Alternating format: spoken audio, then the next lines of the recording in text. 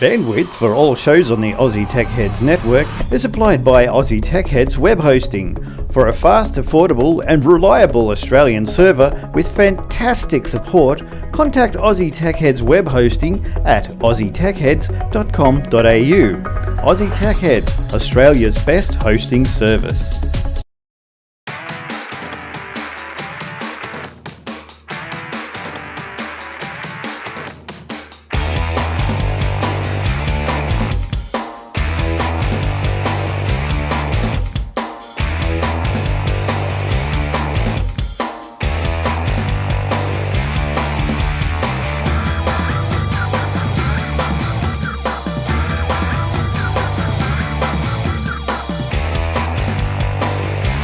Welcome to another episode of Aussie Tech Heads this week. What's the date? This is for the week 22nd of the 1st, 2015, episode 400 and let me check, 21 for those that you are counting, and I know numerous of you do. Welcome everyone to another great show. This might be a short show tonight. There's not much news around. There's only really one big topic of this week, and especially today, the Windows event you wouldn't actually call it an event. I wouldn't think so if you had seen it live, but we'll come to that soon. We are brought to you each week by Aussie Tech Heads Web Hosting. You can find them or us at athwebhosting.com.au. And everyone's telling me they just love it that they can keep their site in Australia on Australian servers on Australian soil. They don't want their data over there in the US or in Romania or wherever. It's all Australian servers. So good on you, and thanks for all the feedback. It's been going great. I've had to get more space. I'm getting another server. It's all going good. It's great. And the prices aren't too bad. So get in there. Get amongst it. Love your work. All right, this week, we've just, same as last week, we just got William. Hi, Will. Hey, mate. How you doing? How you going? Not too bad, thanks. What have you been up to this week? Anything exciting? Same old. No, nothing exciting. Just the usual... Stuff. working some more. Yeah, how's the battery business going? Selling heaps? Yeah, not too bad. Oh, yeah, cool. It's I would have thought we would have been a bit more busy, but no, can't win them all. I see there's some, I'm not sure who the makers of the battery were, but they're going into Lenovo's and Dell's as 2-day laptop batteries. Have you heard of those ones? That'd be... new ones. I've heard of a lot of... I do try and keep up with a lot of that technology, but there's so much stuff that they talk about and then you never hear again, and it's just sort of one of those things. Until it actually hits production, you don't even sort of worry about them. Yeah. All right, so look, there's the big news today. Do you want to start with the big news? Well, I think it's big news. You've probably got a different take, but the Windows 10, the magical Windows 10. Yeah, free upgrade. That's pretty neat. Yeah. So, that's probably the biggest thing that came out of it. Look, I tuned in. I didn't actually tune in for the live session because that would have been early morning. I did replay the Tech News Today feed of it with the guy Mike Elgin talking over the top of him, and I was happy to note that during that show that even Twitch was having bandwidth issues. So it's not just confined to us; it is everywhere. It's just mostly confined to us. That's right. It was probably all of us trying to connect that was dragging everyone down. Yeah. But look. I noticed the bandwidth for the last couple of days in Australia generally has been horrid. Yeah, I haven't really noticed too much. I just don't do too much on the internet. I'm just pretty much just around and about. But I don't know. You just get used to the wait, don't you? The worldwide wait. You just get used to it. That's it. But look, the Windows 10. Look, I sat down and watched the presentation from Microsoft, and one thing that I took out of it was that everyone in the audience was a smallish audience. Looked like they had like sitting in big first-class lounge chairs. They were like really big seats sort of thing.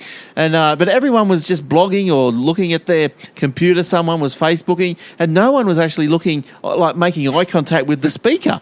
Now, I thought, okay, fair enough, that's okay for the guys blogging. Okay, fair enough. They're doing their thing. They've got to live blog the event.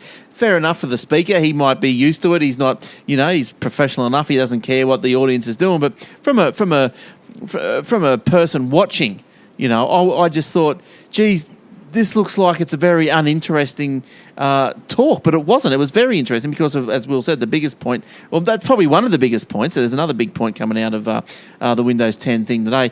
But it's the free upgrade. But it was just a boring room. It was a boring sort of whole production. I would have thought that.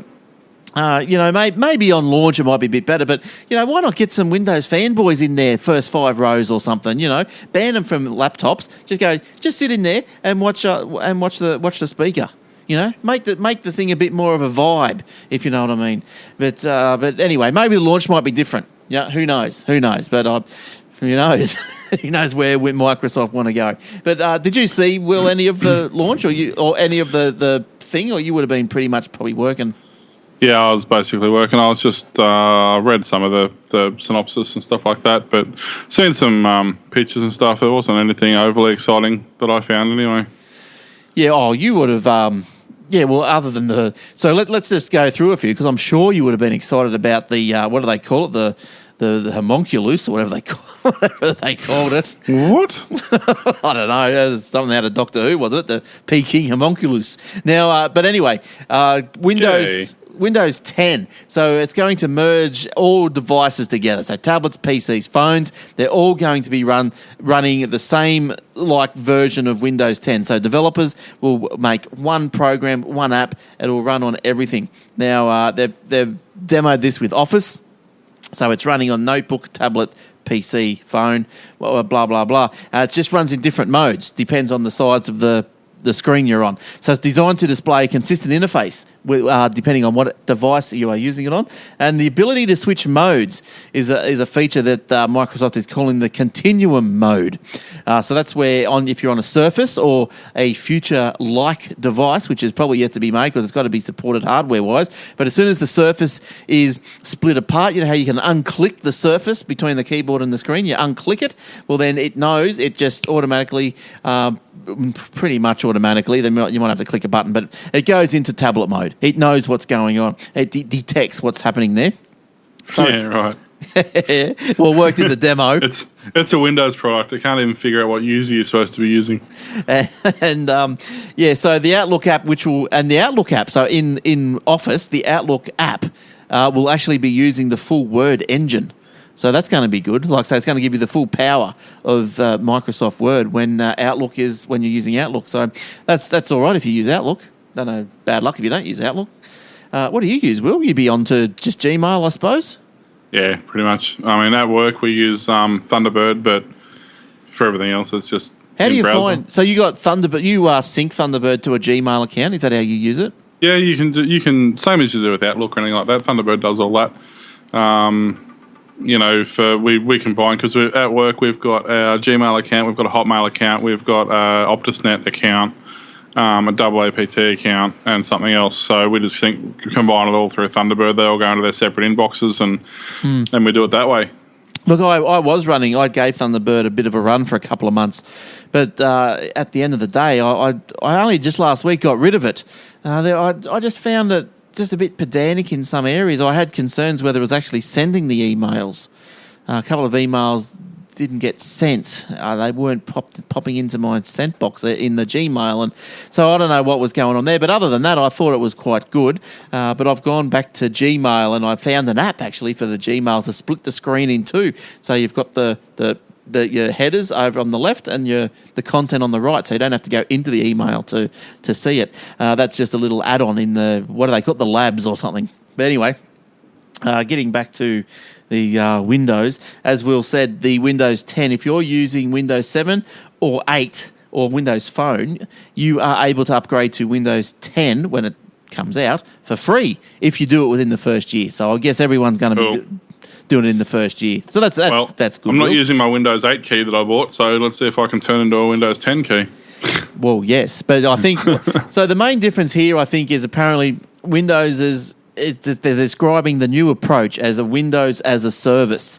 So this means that Windows 10 will be delivered as a service to offer safer, innovative and updated experience for the supported lifetime of the device. So I guess when you buy the Windows 10 and you put it on a device, it sounds as though once if that device fails, you might have to go and buy Windows 10 again. Would that be right? Yeah, probably. But that's the supported lifetime. Wouldn't surprise me in the slightest. Maybe that would be for the free version. Maybe, because not all versions are going to be free. There's obviously probably the enterprise versions. But a spokesman said that in the next couple of years, users could think of Windows as one of the largest internet services on the planet. The question which version you are running will cease to make sense. So there you go. Now, Cortana. So under that theory, I can keep using Windows XP and Windows 7 indefinitely then? Well, no, because I would imagine that Windows 10 is just going to automatically evolve and grow, I would imagine. That's what they're saying? Like, you're not going to be going to the shop to purchase Windows 11. Maybe you're just going out to buy Windows. No, you mean like Linux has been doing for the last 20 years? Yeah. Something like that, I guess, yes. Now, also Cortana. Now, she's been around, hasn't she? The Microsoft Siri. She's been around for a little while. Yeah. I thought the phones... Yeah, it'd be... Oh, well, it was on the phone, wasn't it? On the old Windows phones, wasn't it? Mobile... I think it was Mobile 5 or something it came out on. Yeah, something like that. Well, anyway, the Microsoft's cloud-powered personal assistant, the MCPPA... Except rolls off the tongue. will also feature prominently in Windows 10 across all the devices. Now, Microsoft has said that Cortana will also be integrated into the new Project Spartan. Now, Project Spartan, no more IE 1, 2, 3, 4, 5, 6, 7, 8, 9, 10, 11. IE, the name is out the window. It's now going to be, well, the project name is Spartan, web browser. It's Spartan because they couldn't be bothered assigning any resources to it. So the staff Spartan, there is none. There's like one guy in a box full of Mars bars working on it. Oh, but he loves it, though. He's working hard. Now, apparently, the Spartan's not in the build yet. So if you've got Windows 10 on your machine, like you can get Windows 10 on your machine now, you just have to join up to the Windows Experience program or something. Yeah, something like that. Yeah, and you can download and put it on. By all accounts, from all reports, it's stable. But there's a few features that aren't there yet. I installed it onto a VPN. I had a quick 5-minute play with it just to make sure it worked. Obviously, being on the VPN, it's going to run slower. Yeah. But, yeah. Not a VPN, but, virtual machine. Sorry, VMware. So it's going to run slower, but it seemed all right. The couple of minutes I played with it, I haven't had a chance to get stuck into it yet. Yeah, I put it onto one of my VM machines as well, and it played all right. I need more RAM in the VM machine, though, because I loaded up all my other VMs and everything started to drag. So I hadn't really gone back to it. But I'm going to put more RAM into that little beast and see how we go. So anyway, Project Spartan web browser will replace Internet Explorer. Now, I thought this would be your jump up and down moment, Will. A wearable, the HoloLens. Did you see any of that?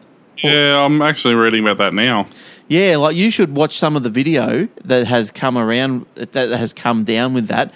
Now, what this HoloLens is, so it's holo as in hologram and lens as in lens. Now, a wearable visor-style headset. Now you think, yeah, here's another one, but no. That allows users to interact with holograms using their hands and voice. For example, you wear the headset, users could see and select from a menu system appearing on any wall or surface in their office. So different from the ones that are existing now, where you put on your big specs and you're just sort of in the world of your own. It's, you can't really move, otherwise you'll fall over the kitten. Well, you put these on and you can still see the room around you and your surroundings, and it's just the hologram is just placed in front of you. And so it's basically like that technology that's been around for a lot of years, where you can have basically a barcode on something and you put it through the computer and it puts a device, puts an image or a 3D scanning onto that, onto that thing. Well, apparently Microsoft's been working on this for about 5 years or so, and all of a sudden it's just plummeted out. Now, what can I tell you about this? Because the reason why I thought you'd like it, so it keeps that, as this report goes on, wireframes could be shown, overlaid on a real-life object like a piece of machinery in the design stage, or arrows giving instructions could be overlaid over pipes showing users which way to turn when fixing the plumbing. Users could also create their own holograms and then 3D print them. While computing headsets like the Oculus are already on the market, Microsoft is claiming its product to be the first fully untethered holographic computer that doesn't require a PC. Now, you after the show, will you have a YouTube of Minecraft and this HoloLens? And what they've done is that they can overlay or hologram Minecraft, so it sits on so you can build something on your table, or you can build something on your lounge, and even they had a hole in the wall which had some sort of fiery world through it. Now, it doesn't look too good on the 2D YouTube screen, but apparently once you put these glasses on and you can see this hole, it becomes like a 3D. It looks like there's a hole in your wall. Apparently, it's really good. It'll be interesting. I mean, I'm going to assume it's probably going to use their Connect sort of style interface. You know, the Microsoft Connect. Yeah. Where it uses a lot of different sensors to determine where you are. Mm. Well, look, if I can, look, just for those guys on the video, if I can just get this video to play, I'm not sure if I can or not, but I'll have a quick look while we. Yeah, I'm looking at it now. While we have a bit of interesting. It's interesting. Be good to see it in the real world rather than using computer graphics to simulate computer graphics. Mm. Yeah, no, it's going to be. It looks really good. Like, there's nothing much going on in this. I've probably picked the worst. Oh, here we go. Here he goes. So he's brought it all up on his walls, and he's just in his surroundings. It looks awesome. If that is real world, is that how it operates in the real world? That is awesome. Well, that's the thing. They don't show, like, they don't. Yeah, they show somebody doing it for real. Like, they show a computer graphic generation of a computer graphic generation. There's no. I don't know. Well, I don't know. They reckon that, you know, they're going on that this is great. But like, if this come out like this would be on your Christmas list for sure. This would be the first thing. Well, according to the demo, there's your Minecraft thing. Mm. And apparently, like, you can look down that chimney and look and do stuff. Like, look, that's great. According to the CNET article I'm reading now, they're saying that Skype video conferencing had us repair a light switch by video chatting with someone using the Surface Pro 3 tablet. Their face bobbed in front of my line of vision while I received instructions to help us maneuver around various tools. The Microsoft employee was able to draw in our line of sight in real time using arrows and rudimentary diagrams to describe the best way to position electronics and how to piece everything together. So it sort of at this stage seems to be very basic. Yeah, but it'll get better. The object of what they're trying to do is there.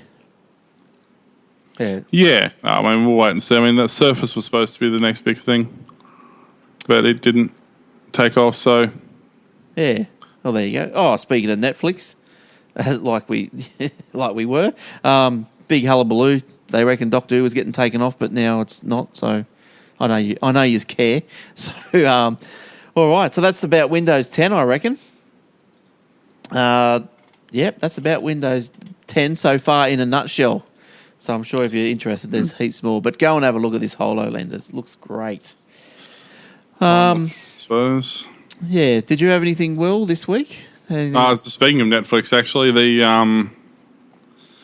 basically I won't go through the article now, but there's a big write-up on Reed Hastings, who's the CEO of Netflix, basically saying how he's looking at expanding globally, how he's looking at coming to Australia and things like that. So they're trying to push. They're trying to stop geo-blocking. He reckons that's a stupid idea. They need to get rid of that because at the moment, obviously, you know, people are using VPNs and DNS spoofing and things like that to access it. And he said it's ridiculous. He said we deliberately allow to use Australian credit cards because he said there are Australians in the US using Australian cards who get Netflix. So he said we can't block Australian cards. And he said, but if people... The fact that there's over 200,000 Australians signed up to our service who use it from Australia tell us that people in Australia want it. So why are we not allowed to bring it to them? And he said part of the problem that we're having, of course, is your internet sucks, effectively is what he said. So the minimum we recommend for using our service is 25 meg is the minimum that they Wow. recommend anybody use. Then he said our average is 6. So Yeah. And going down. New Zealand is 7, apparently. yeah, we're getting worse and worse. And Romania is more than us. Can you believe it? Their average is, I don't know what their average is, but it's more than us. I know we're 44 on the list and Romania's like 35th or something. So that's where all the spam comes from. Yeah, well, that's right. I mean, there was a somebody was Warlock put up on Facebook earlier about the statistics of the latest survey for the internet. Let's see if I can quickly find it. But that's the thing. Things have got to start moving in this place with as far as internet, because you've got all these things, as we mentioned last week, got all these IPTV services coming out. And look, to me, like, you know, they're having a cry about the geo blocking and all this sort of stuff. I mean, can't they just be happy that they're actually getting paid for it? You know, like that people aren't pirating it. So why not just ease up a bit and just go, okay, well, who's not here? Let me, watch a show, which I'm paying for, and give you money. Yeah. Or let me watch a show and not give you money. I mean, it's your choice. I'm going to watch the show either way. Well, that's right. If it's not rocket science. You can either make money from it, or you can complain that you're not making money from it. Yeah, if you're if you're VPNing, you can torrent.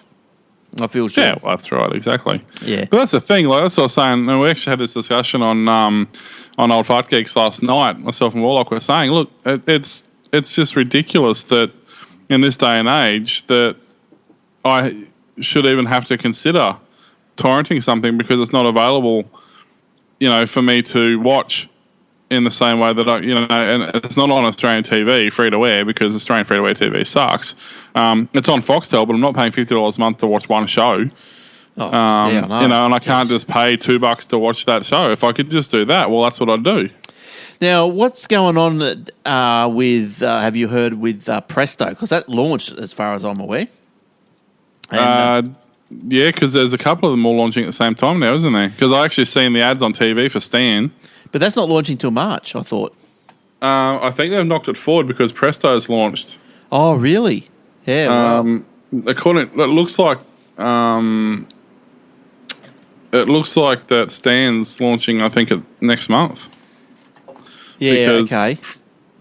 From what it's, let me just go and have a quick look. Because now, if you want to look at Presto and you're a bit partial to KFC, apparently KFC's got a promo. You buy something there or something, and you get a promo for. See back of card for promo code something. Go to KFC and have a look. But it looks like Presto's up and running. Look. It's so hard to find anything. These websites bug me. To go to Presto or Stan or anything like that, you can't just Google it because they're not too new and they don't come up in Google. No, they do. What do you mean? You can't just Google Presto or Stan, TV or internet TV. They don't come up in Google. You've got to actually know the websites. No. Look, Presto KFC hit. Yeah, hit. do Presto TV. Oh, probably because you've actually been there. Yeah. Well, I'll do incognito window. See, it doesn't come up for me. I do Presto TV, and I get it, but it's about. It's like second page for me. Oh, all right. Let's do Stan. Well, Stan comes up. Bang. Stan's going on. So when's Stan? They reckon $10 a month. Yeah, so they're all about $10 a month. We're waiting. See, I can't get. Stan's on the second page for me too. How weird's that? Are you in America or Australia? Google. No, Australia. Yeah, right. It's bizarre. So yeah, Presto, $9.99 a month. But see, it's not. It's from $9.99 a month because it's $10 a month for movies, or $10 a month for TV, or $15 a month for movies and TV. Yes, but what's Stan? That looks like he's just. Stan's exactly the same. $10 a month for TV, $10 a month for movies, or actually $20 a month for both. They don't have a combined package yet. Yeah, right. Well, they're not saying that they've got different prices on Stan. I did find their website's horrible. I found it the other day. You got to go. I think you've actually got to go into You got to start to sign up or something for it. Yeah, right. Yeah, so anyway, there it is. So go and have a look at that. It looks like it's all out and about. But like, you wonder how, these things are all launching and all this sort of stuff. And so I send them an email and you don't get any response. No. I send them an email saying how he's going, what's it all about, blah, blah, blah. Nothing. You might as well be a piece of crap on the door. Nothing. Yep. Okay. You get a 1 month free trial though on Stan. Yeah. So you can see whether or not you like it. It's interesting actually. I'm looking at the current movies on Presto. The top 5 they've got is Amazing Spider-Man 2, or Muppets Most Wanted.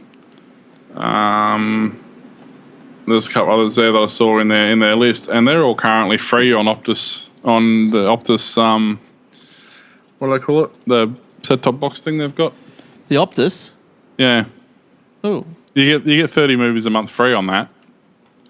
On the what do they call it? Optus TV? Not Optus TV. It's not like Foxtel, but it's just a set-top box that they give you to record stuff. Oh, okay. Optus Vision or whatever they call it. Yeah, right. And you get 30 free movies a month on that. That's all right. So. All right. So anyway, let's. I think we covered this last week a bit. So let's move on to something else. Oh, look, here's a Minecraft story, Will. Right. Oh no. Oh, I misread. Jeez, I need glasses. I'll do. And you put them in the show notes. So what's that tell you? I'll do the Microsoft story. It wasn't the next one. I saw the M and I went, oh, that's the Minecraft story. But anyway, Microsoft denies the Minecraft server breach. Did you hear about this, Will? No. Used to sort of. Will. So yeah. Microsoft has denied that the disclosure of nearly 2,000 account credentials, really 2,000 is very, very, very small. But still, you don't want to be one of those 2,000. Nearly 2,000 account credentials for its Mojang.net service, which is responsible for the hit Block 'em Up Minecraft, is indicative of a breach of its network. So everyone's up in arms. More than 2,000 people are up in arms, including those 2,000. A batch of over 1,800 user accounts had their details posted publicly, including passwords in plain text, ready to use, ready to go. We can confirm that no Mojang.net service is compromised, said Microsoft. Microsoft has not indicated how it thinks the username and passwords were obtained, if not through a breach of its network, but most likely explanation is that it was a phishing attack on the victims carried out via email. So, well, what I find funny is that the entire time that Mojang owned Minecraft, that never happened. And within 3 months of Microsoft taking over, there's security breaches. Yeah. We've got... yeah, well, that's what happens. And they're probably hosting their servers on Internet Explorer or something. Yeah, IE6 somewhere. Yeah, that's it. Now, look, the lounge has come to the rescue with the Optus TV name, Fetch. That's it, yeah. Yes. Thank you, Mr. Movie-licious. You are very delicious. Okay. I guess you think about 1,800 user accounts with over 100 million accounts that they have. It's like what, less than a tenth of a percent, or 20th of a percent or something. Yeah, it's it's really insignificant, but still, you don't want it to happen. You don't. But I mean, it could have been. I mean, if it was 100,000 or something, then maybe it might be something to be concerned about. Given that most people who play Minecraft quite often have more than one user account anyway, you have 2 or 3 user accounts for the most part. Probably not a huge deal, but it's something that they're certainly going to have to keep on top of, because now that they've got their own network as well as servers and stuff that everybody else runs, they've got their own Realm servers as well. So they're hosting all their own servers now as well. So if, username and account details come available like that, well, the amount of data that flows, the amount of information that flows across these private servers, or these public servers, I guess, Realm servers. Wouldn't it be more worrying as well that these passwords were printed in plain text? Like, are they being not Well, that's stored? what I was wondering. Yeah. I mean, a log... A server log will contain, although the only time you really see a lot of it can come from the username's easy because you can get lists of usernames. The usernames are nothing. The passwords, really, if you register for an engine site or you have to register to access the server, generally people are going to use the same password. So really, it's not hard to do. It only takes somebody to set up a public server. They're going to get all the logon information. All they have to do is say, hey, you need to register on this server to play. And then people are just going to type in their details. And all that is stored in plain text on the server. It can be. You can configure that, obviously. But for someone to maliciously get that, it's going to take them a couple of hours to get 1,800 user accounts. So it's entirely possible. It has absolutely nothing at all to do with a phishing scam. It could literally, or an email scam anyway, it could literally be somebody, a dishonest server manager. Now, I think, and this is leading into my next story, actually. Thank you for the segue. I think Marriott, the hotels, they're single-handedly trying to save the world from security scares and badness over the Wi-Fi network. Single-handedly. So everyone give them a round of applause because how's this? This is crazy. This is a mental story. After they paid a fine, right? This is in the US, okay, US arm. So they paid a fine, $600,000 to the Federal Communications Commission, said it will no longer block guests from using personal Wi-Fi networks.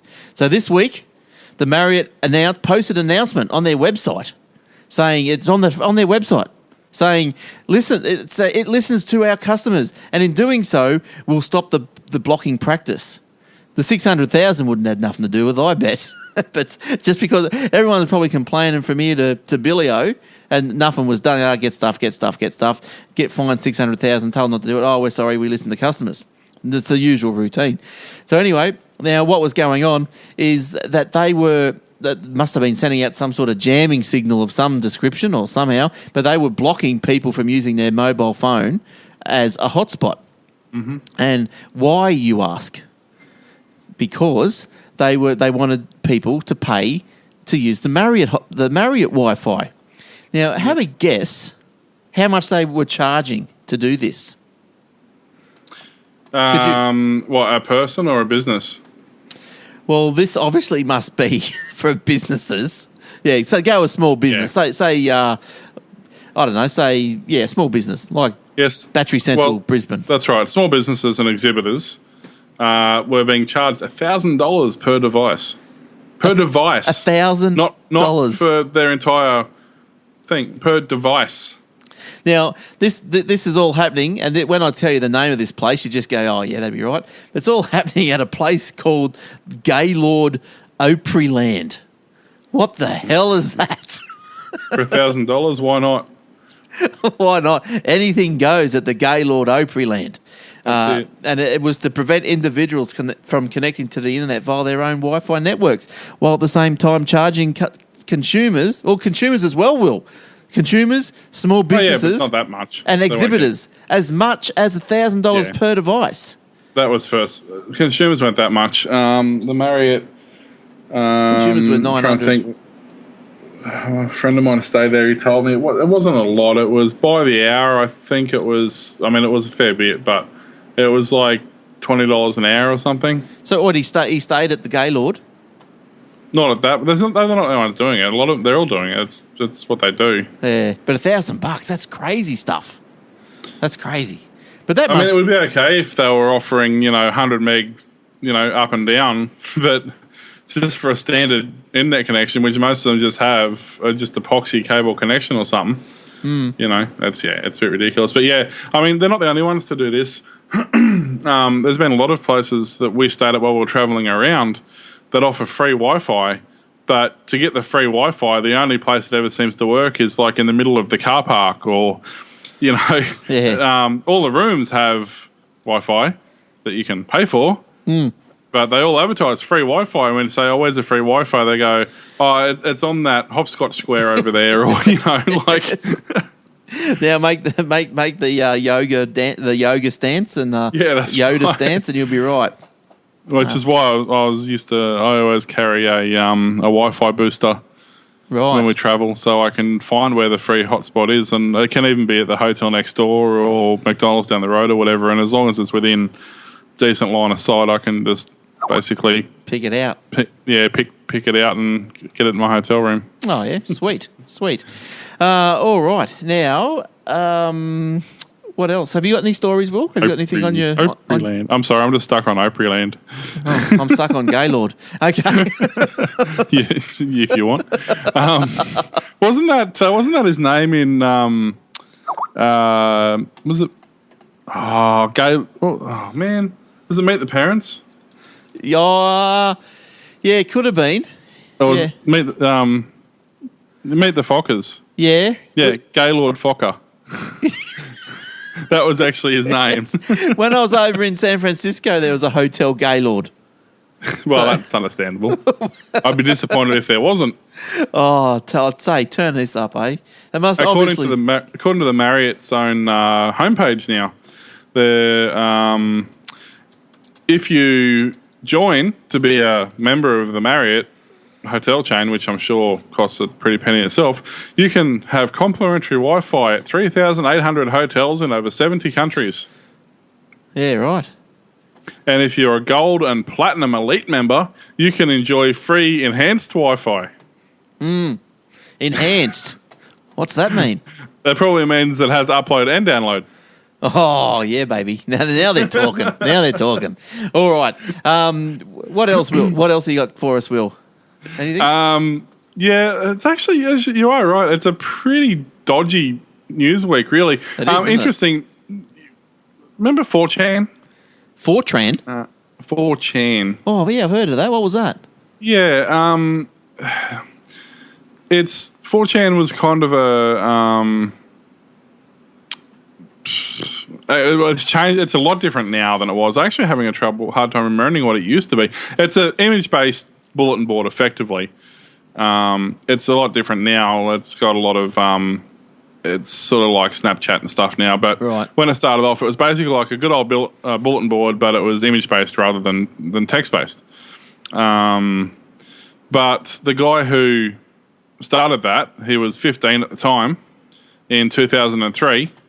And he's basically decided that he's old enough now that he wants to retire and he wants to decompress and reflect. Oh, good. So now that he's, 2003, what's that, 10 years? So now he's 25 and a multi-millionaire. He's decided he's going to retire and just chill for a while. Oh, why not? Good on him. I would too. Good on him. So he's the one that made this 4chan. Oh, the site's pretty poxy, if you ask me. Well, it's supposed to be quick. Like the design is even on mobile devices or even on low bandwidth. The idea is it basically loads pretty much instantly on any device. It kind of reminds me of like a wiki in that sort of sense. It's sort of like a picture-based wiki. Right. Are these all public domain images and stuff? But I don't know.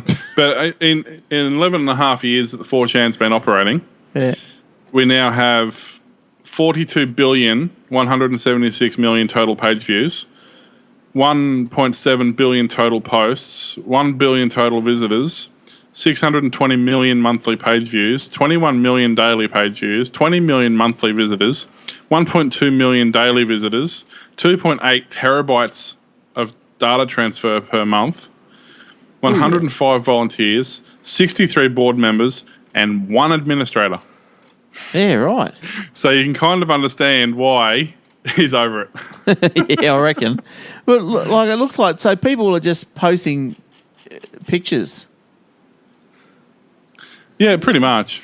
4chan is a simple image-based bulletin board where anyone can post comments and share images. There are boards dedicated to a variety of topics, from Japanese animation and culture to video games, music and photography. Users do not need to register an account before participating in the community. Feel free to click on a board below that interests you and you might like to jump right in. Be sure to familiarise with the rules before posting and read the FAQ if you wish to learn more about how to use this site. So, video game. Let's have a look in video game. I don't like how you got to do that disclaimer every time you got to go into a topic. But like, yes, I wonder if these are Creative Commons or how they're licensed. I might have to look into that. It's public, so generally, I don't know. It's not a paid-for site, and there's no expectation of privacy, so you would imagine it would come under Creative Commons. Yeah, look, it's probably in the FAQs. Probably. It's still not. It's still not as good as ICANN has cheeseburger. ICANN has cheeseburger. It's still better. What'd you say? They got a cheeseburger? ICANN has cheeseburger. ICANN has... ICANN has cheeseburger. ICANHAS cheeseburger. Just Google. Put it into Google. It'll bring you to the right site. Let's have a look. ICANN has cheeseburger. I've never heard of it. Is this Creative Commons? I think I've seen. You see this stuff everywhere, so you'd think it'd have to be. So people are just putting up memes and stuff. Tub coats. That's pretty funny. Yeah, just stuff like that. It's so random. So this is... Are these people posting live? Is that why they're all flipping around the joint? Yep, it's updated. Yeah, right. Yeah, okay. So... well, there you go. Oh, look at this dude. He's quite soaked. Yeah. Oh, the YouTubes. Yeah, all right. Well, that's interesting. All right, good stuff. Now, let's get back to some news. There's not too much more news, actually, so... We might have a early show this week. But anyway, Facebook clamps... Makes up for the late night show myself and Warlock had last night. Yeah, that's right. Early to bed tonight, Will. 12:30 before we finished recording. Oh, jeez. How's your sleep going? Well, except for last night, it's going actually all right. been fairly decent. Oh, that's good. Yeah. That's good. I've since I've got rid of the sugar out of my diet and cut that out and started feeling better and starting being more active, my sleep patterns are getting better again. I've come off my it wasn't actually antidepressants, but it was like mood stabilizers, like some natural mood stabilizers, St. John's wort and things like that. I'm off all that now. Cool. Good stuff. Yeah, so it seems to be making headway anyway. Yeah. Oh, it's good. Facebook clamps down on fake news stories. Facebook said on Tuesday that it has taken steps to clamp down. Well, that'd be anything that comes from the mainstream media, wouldn't it? Pretty much. Facebook is just now a white page. It says it's going to clamp down on hoaxes and take news stories that can spread like wildfire on its 1.35 billion member online social network. The company said it has introduced an option to allow Facebook users to flag a story as purposely fake or deceitful news. That's a mouthful, isn't it? Just I would like to see them fit that into a like button. Now, to reduce the, blah, blah, blah, you get the drift of it. Facebook has become an increasingly important source of news, with 30% of adults in the US consuming news. 30% of adults in the US consuming news from Facebook. It's massive. Mm-hmm. Massive. I'm sorry, I'm not surprised. I'm surprised it's that small. I would have thought 70, 80% minimum. Yeah, right. Well, I look at news on Facebook, but I suppose you look at a reputable... site, don't you? Yeah, because you just randomly click on all those links it puts up on the right hand side there. That never goes wrong. I never even look at those. I'm like blinded to them. I don't even see them, eh? Do you? I don't. Seriously, because it must be just like I just. Yeah, I don't see them either. I have to make an effort to look at them. I'm going to have to look at that. I'm going to have a look. Yeah, on the right hand side, there's news, top trending news or whatever it is. What's it called? See, I don't even know. Yeah, trending. Really? It's You've got all the crap down the right. You've got the feed on the right, but beside that, you've got the trending news. You know, Will Ferrell, actor, throws basketball at cheerleader while filming a movie.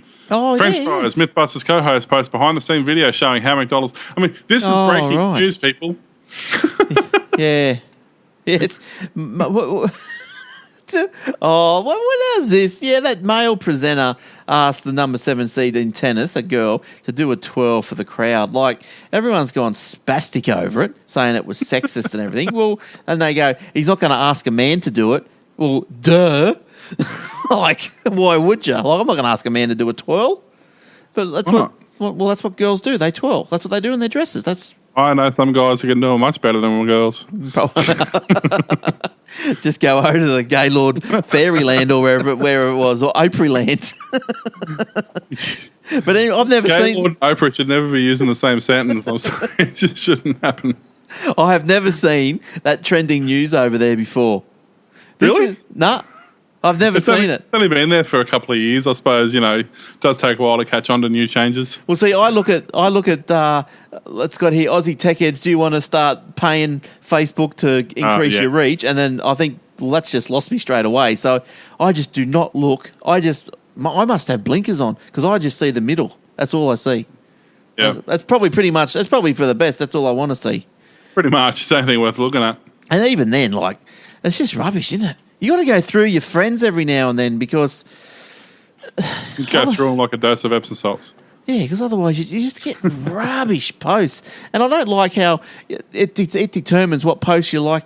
Oh, look, you can go on forever, can't you, with Facebook? I don't like some of your friends... The new mobile app is horrible.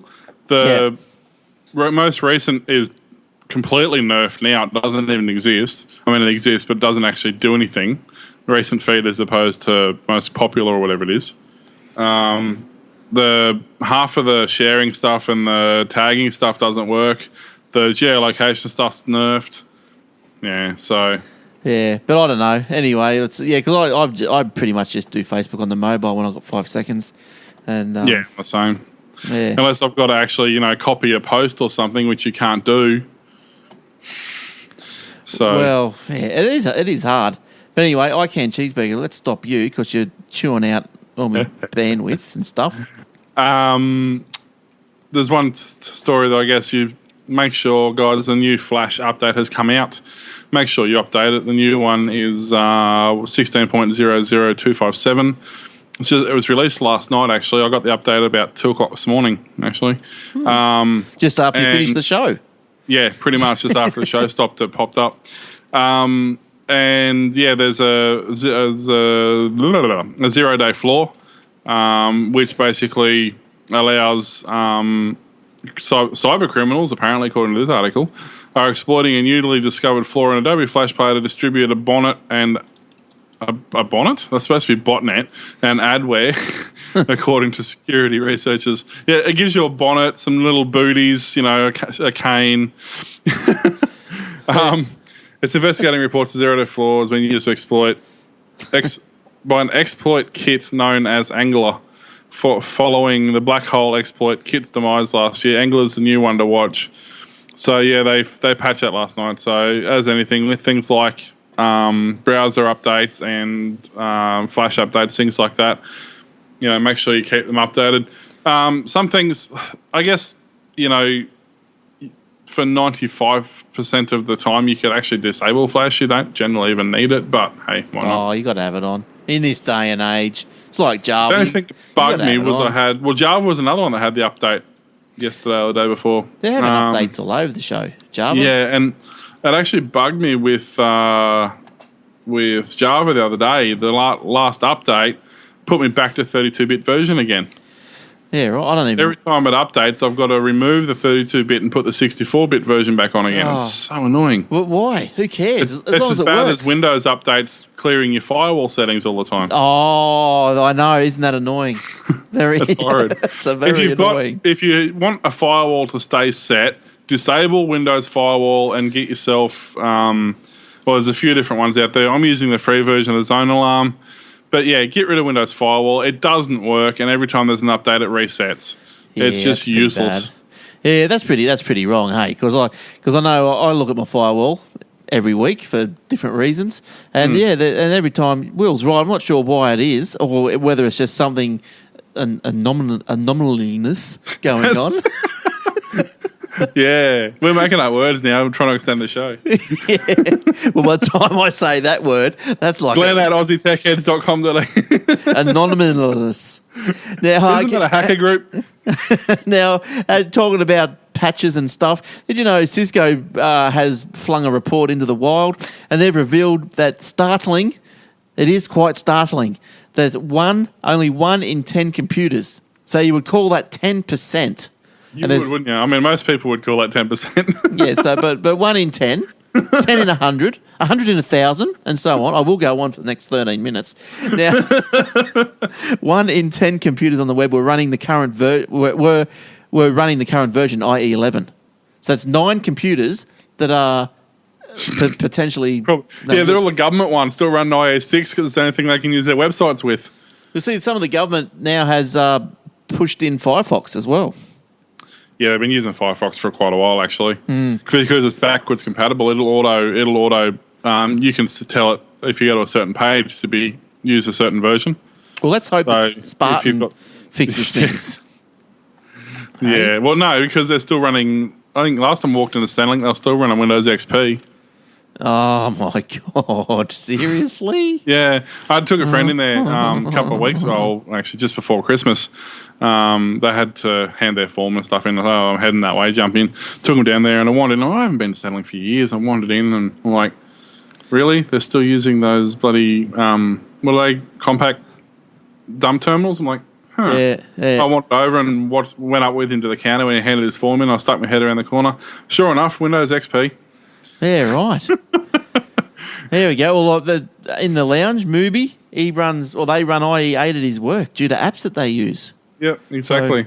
So wow. Interesting. And here I am using the 64 version of Chrome that nobody knows about called Canary. I've got the 64 version. How do I find... You're running Canary, are you? Well, if I go, because you told me to quite some time ago, so I did. Yeah. Yep. Is that... Yeah, I just got version whatever. Yeah, Ooh. that's the 64-bit version. If you use normal Chrome, it's only 32-bit. Right. You have to install Canary to be 64-bit, and it does make a huge difference. Like, it's so much... I mean, Chrome's pretty quick, but Canary is insane with a lot of... Anything that's memory-hungry, like you can load up multiple videos, like YouTube videos or Java sites and stuff, and it makes a big difference. Yeah, okay. Yeah, well... and it doesn't seem to have the memory leaks either. They seem to have patched a lot of those. So you up to date, are you? Yep. On that anyway. Well, how's my version of Chrome?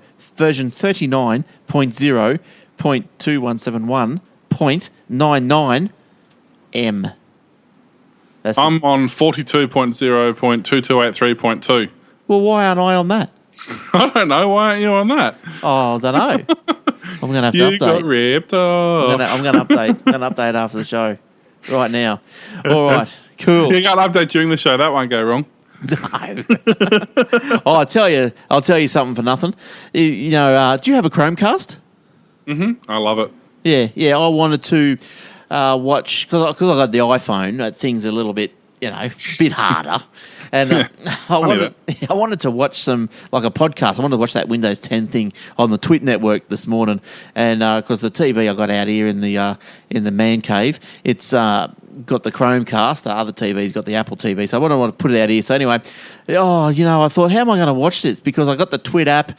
No, it'll AirPlay, but it won't Chromecast. I'm thinking, how am I going to watch this? I tried you putting it through the Chrome browser on the PC. That did work. That wasn't too bad, actually. That wasn't too bad at all. But then, I discovered another little. The way I went with it, the way forward I moved was I discovered a nice little addition that I didn't know was in Plesk, and it was you can add. There's a Twit channel, and you just add the Twit channel into Plesk, and then you just stream it straight to Chromecast. So I'm going to look for some more channels in Plesk. That's the way to go. Yeah, love it. Well, that's it. Yeah, that's the easiest way of doing it. Yeah, I mean, Chromecast is great, especially when you're traveling and things like that. You don't have to carry a million DVDs with you to use in hotel DVD players and stuff. You just throw the Chromecast in, and you can keep your laptop, still use it in bed or on the desk or whatever you want to do. Yeah. You're not limited to a HDMI cable to plug it into and half the hotels still don't have HDMI anyway. And you just throw the Chromecast. I mean, I have HDMI, but you can't have access to, the TV's up on the wall and there's nothing around it to put your laptop on. So you throw the Chromecast on there and off you go. But you have to be able to, it has to have a HDMI. HDMI to use it, but I mean, you can't always run, there's nowhere to put your laptop under the TV or, things like that. Whereas the Chromecast, you just chuck it on there and away you go. Yeah, I know. I got all excited. I went away for the first time in 20 years. I got all excited and I thought, I didn't take the Chromecast. Oh, did I? I did something. I thought, no, I just I took something anyway. I must have took the Apple TV or something. Oh, yeah, sweet. Just plug this in and have blah, blah, blah, blah, blah. And got there, and what a dump. It had this old 4:3 TV. They do. So many of them still do. Oh, I know. You can't watch 4:3 TV anymore.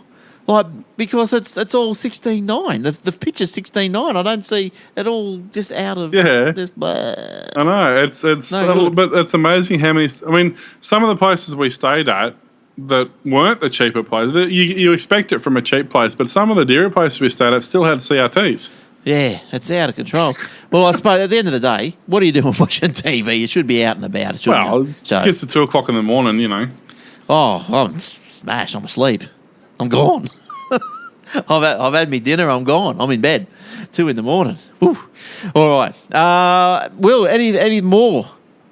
There was something that you said before, but I can't think what it was. That led me to something I was going to talk about, but I can't remember what it was. But yeah, basically the NBN's at it again. The NBN's at it again. Hey, that rhymes. Cool. Are they at it? I didn't think they'd even started. Are they basically, at it? Yeah, there's now that we're coming in Queensland anyway, we've got an election happening. So the whole NBN debacle's being mentioned again. Yeah. And wow, that's an interesting. I was just pre-reading this, and I got to about halfway down, and it said, the Abbott government put the final nail in the coffin of Labor's national broadband network, trickle-feeding details of its long-awaited Telstra negotiations in the pre-Christmas news void, and revealing just how willing our government is to use bald-faced bastardry to achieve its chaotic broadband vision. Bald-faced? Oh, great. I'm surprised they didn't use shirt-fronted bastardry. Yes. Oh, look, everyone needs a shirt front. Yeah, basically, wow, they're using big words. The biggest show of bastardry comes on their edict by amendment to the existing legislation rather than fighting for the passage of new legislation, since it would appear the mandate claiming Abbott government is chronically unable to pass any meaningful legislation of its own. The potential NBN threat TPG had been given the impossible task of separating its retail and wholesale operations by January 1st. Well, that was something else. They had to split. They suddenly had to have 2 different, retail and wholesale operation, which no one knows why, because it doesn't really matter, given that they're all going to be using the same, Well, I think TPG will lay in their own fibre. They were delivering they were delivering fibre to the basement, or FTTB, but they've pulled that now because of the multi-technology mix that the government's decided that it wants to use. End of the day, it doesn't matter if it uses 500 different types of technology, as long as you see the result at the end of the line. And at the end of the day. What they were doing was they were using there was a 1K loophole. So if you were within 1K of being able to receive the service and you couldn't get it, the loophole was that any provider could come in and connect you to the NBN, provided they paid for the infrastructure to get it to you. So basically, say, for example, Optus and Telstra already have their cables, laid for the cable internet and TV and things like that. Well, if you're 1K away or more than 1K away from that line, and Telstra had no plans to go there, then somebody like TPG could step in and go, well, hey, we'll run this cable for the next 10 Ks, and everybody on this will belong to us. But they've pulled that now because they've closed that loophole, saying, well, no, you can't do it. You've still got to get pre-approval from whoever, basically NBN Co, who effectively is, at this point, Malcolm Turnbull and his minions, to be able to do that. So it's actually getting worse and worse. And the worst part about it is they've spent $11 billion of, I say my money, but our money, the public's money, and they've done nothing. They've managed to build 3 legacy networks that they're not even using. Yeah, it's it is a bit getting it's getting a bit ridiculous. I don't care as long as we get it. I don't care. I'm happy with my down speed. I just want more up speed. That's right. But see, that comes down to the actual provider. Telstra and Optus, for example, their cable network can deliver 100 meg up and down. It can. It's been proven time and time. And in actual fact, it can deliver more than that.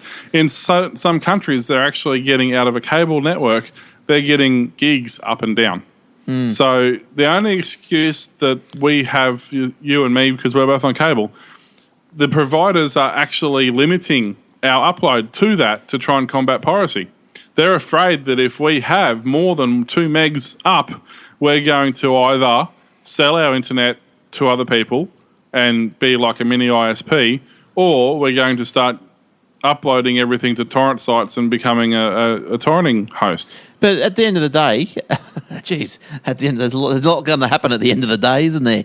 At the end of the day, really, who cares if you're going to use your network as start your own little ISP? If you're paying for the bandwidth and you need more bandwidth, you pay more money. Well, in the old days of dial-up, that's basically how it used to work. You'd pretty much go to the exchange. You would say, hey, I want to buy a backbone in the exchange. How much is it going to cost me? Okay, it's going to cost me $1,000. Fine. Now, the throughput of this at the time, like when we were talking dial-up, I think, was it ISDN was the fastest connection at the time? Yeah, yeah. So you'd buy an ISDN line, which is, I think it was 4 meg up and 4 meg down. So you'd go, okay, well, the fastest speed we could possibly have is 56, but more realistically it's going to be maybe 38 because people are more than a couple of Ks from where my server's going to be.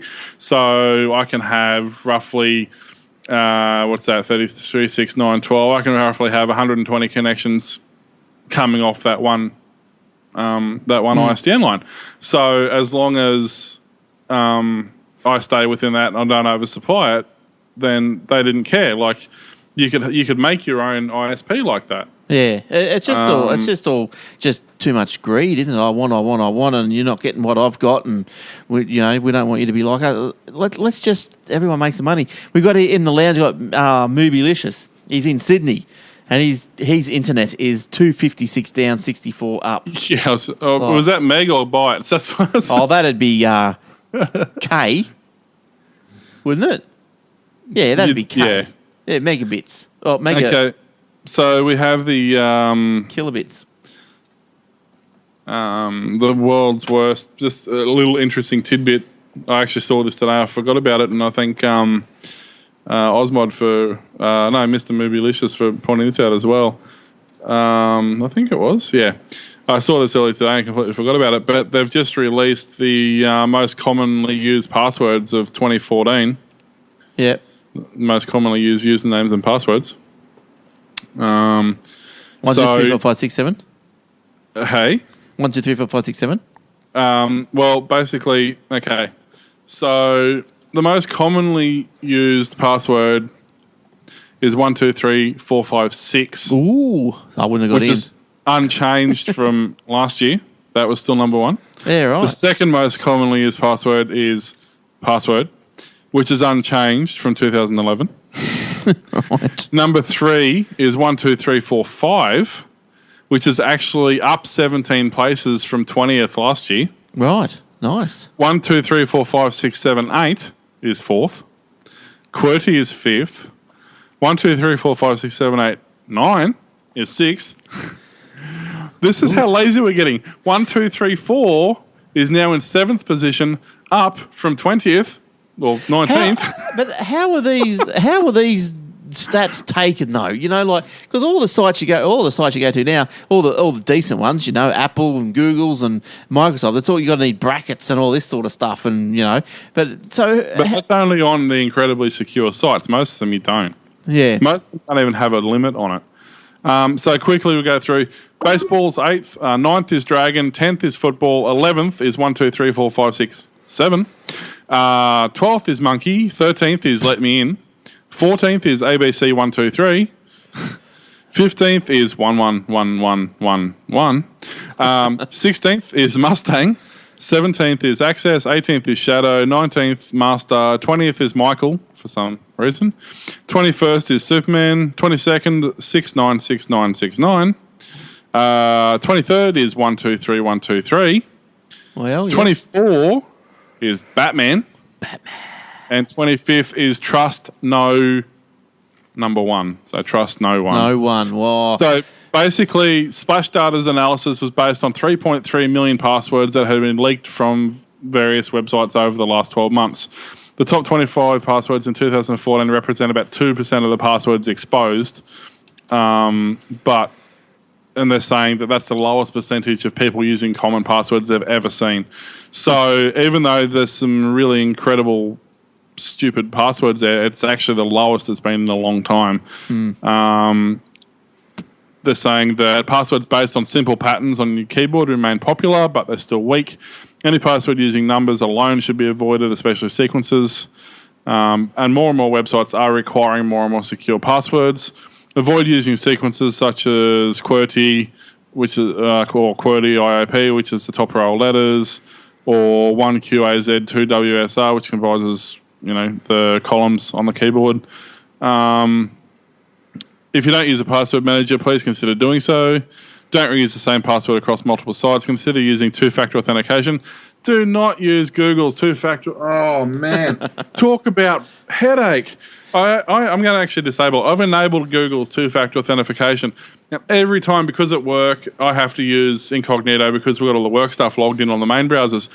Every time I check my email or I want to go to Google Plus or whatever, I have to put in my username, put in my password, wait for them to send me a text message. When they send me a text message, I have to enter that into the thing. Oh, it's too much. Sorry, that password's timed out because you took too long. Well, that's because I was busy. Okay, fine, send me another. Oh, no. It's too much. So that's going away. Yeah. Oh, that's too much, Will. Yeah, just get the last pass. That's the best thing. But anyway. Other nuggets found from analysing millions of passwords include advice to steer clear of baby names such as Michael, Jennifer, Thomas, Jordan, Hunter, Mitchell, Charlie, Andrew, and Daniel are all in the top 50. The top 100 passwords include curse words and phrases, sports, favourite teams, car brands, film names, hobbies, athletes. And additionally, don't use your birthday or your birth year or date as your password. So, yeah. A lot of people do. Yeah. Well, when I started at work, our passwords were ABC123. Yeah, that's good. That's everything. That was website, that was email, that was eBay, that was PayPal, that was everything. Yeah, okay. Well, we're going to have to bail, Will. I think we've gone off air. Did you break it again? I don't know. I'm going to try and start it again. Anyway, just for the end. We'll just try and start for the end. But anyway, look, that is the end of the show anyway. But I think Ustream might have carked it. I think I'm going to have to let the chat room know. I think Ustream carked it. Anyway, so those guys, sorry about that. Oh, here we go. I think Ustream's kicked us out. Why did they kick me out? Because you were logged in 3 times. Oh, so I just finally realised after an hour. I think so. Okay, let's try this again. Are we? Actually, the chat room's gone down for me too. Yeah, Ustream off air. Sorry, guys. Died. All right. So anyway, I'm going to end the show off now with. Look, I've just got a Skype. I've just got someone wanting to contact me. A Bliss Devil, nice looking girl. So, do you reckon I should talk to her? Probably off air. Do you know what I do to these ones? I just the on-air conversation. I don't think. I just go right click straight away, block, report abuse, block. Yeah, that's what I do too. Yeah, you should see my list. It's huge. Actually, it's been a long time since I've got a spam contact. It's changed. Like, I used to get them all the time, but it's been quite a while. Yeah, he says this one pops up. Really? Yeah, Bay Kitties. Oh, you didn't get Bliss Devil. You got someone else. I got Bay Kitties. Oh. Well, that's what we're doing for the rest of the night, Will. So sounds like a plan to me. All right. So thanks, Will. Thanks for turning up. Thanks for coming in. Mate. We'll see you next week. I'm going to have to do this. So I'm going to cut you off because you need to go and check out obsidianloft.com and check out our podcast there. You also need to go and check out our Old Fart Geeks podcast if you're interested in old tech and two guys crapping on. You can check us out on iTunes or you can go to YouTube/oldfartgeeks. Good work. All right. And you can ring us. Oh, okay. You probably, if you know the phone number, I'm not going to tell you. But I'll tell you, Will's. It's 07 789 2532. You can. And only one of those numbers is wrong. You can email us, Glenn, Will, or whoever you like, at aussietechheads.com.au. Don't forget the Aussie Mac Zone every Tuesday night, or every Tuesday, comes out weekly as well. Don't forget their website, aussiemaczone.com.au. Don't forget the Aussie Tech Radio, aussietechradio.com. Yes, baby. And it's got a few other podcasts, Aussie podcasts, what is a tech webcast, Android show, whatever they're called. And I don't know, there's a heap of others. Two Boys Talking Tech, the Geek Sphere and something. There's heaps of them. There's too many, I can't remember them. But that's all on the Aussie Tech Radio, which is Shoutcast Radio, which means it's just an internet style 24/7. I just put them back to back and they just roll around 24/7, 7 days a week.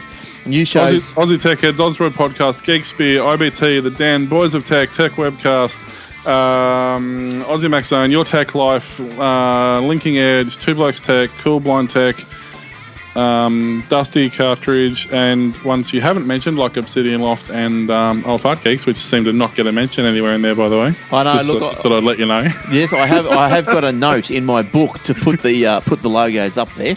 I have got a note, but you know how long it takes me to do stuff. You know how long is it since I needed to change the podcast logo? Jeez, once every 2 years. All right. So I think I've mentioned everything. Facebook.com/Aussie Tech Heads, YouTube.com/Aussie Tech Heads. So we'll see you next week. Big show next week. Hopefully there's more news coming out. Lots of exciting news. Maybe more about the Hulu land or whatever they call it. Well, the Hulu lens or something. The HoloLens. That's the one. HoloLens. Just think of holodeck and you'll be right. I'll be right. All right. So till next week. Thanks, Will. We'll see you all next time. Okay. Bye-bye. Bye.